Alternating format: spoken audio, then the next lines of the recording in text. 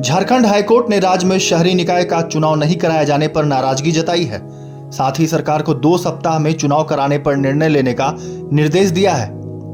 बता दें कि जस्टिस आनंद सेन की अदालत ने मामले की सुनवाई 2 सप्ताह बाद निर्धारित की है।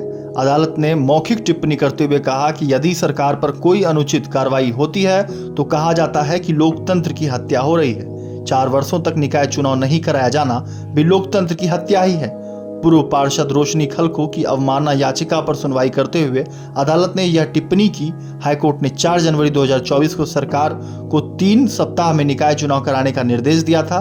कहा था कि समय पर चुनाव नहीं कराना और चुनाव रोकना लोकतांत्रिक व्यवस्था को खत्म करने जैसा है।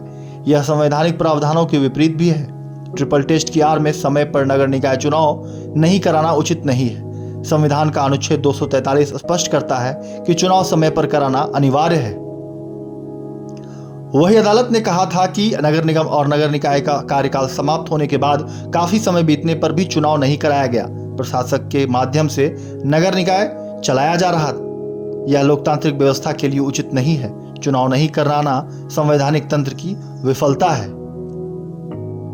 वहीं दूसरी तरफ झारखंड राज्य पिछड़ा वर्ग आयोग ने उपायुक्तों के माध्यम से राज्य में ट्रिपल टेस्ट के लिए जनगणना कराने की अनुमति मांगी है।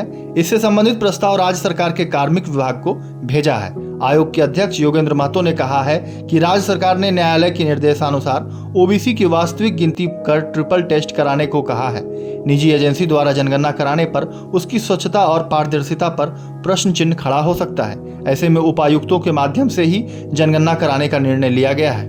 राज्य सरकार की अनुमति मिलने के बाद सभी शहरी निकायों के 3 लेयर टेस्ट के लिए जनगणना का कार्य शुरू कराया जा सकता है।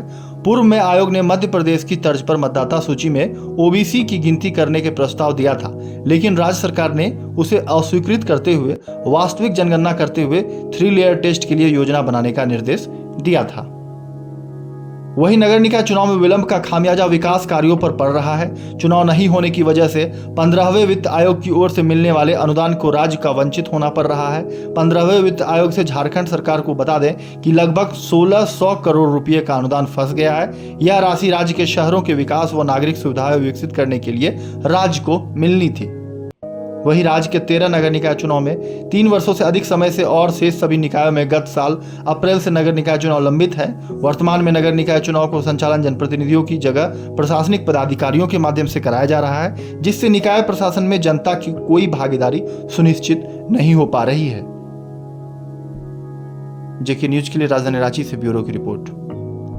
और ऐसी ही तमाम खबरों के लिए सब्सक्राइब करें हमारे चैनल जेके न्यूज नेटवर्क को और हाँ, बेल आइकन दबाना ना भूलें।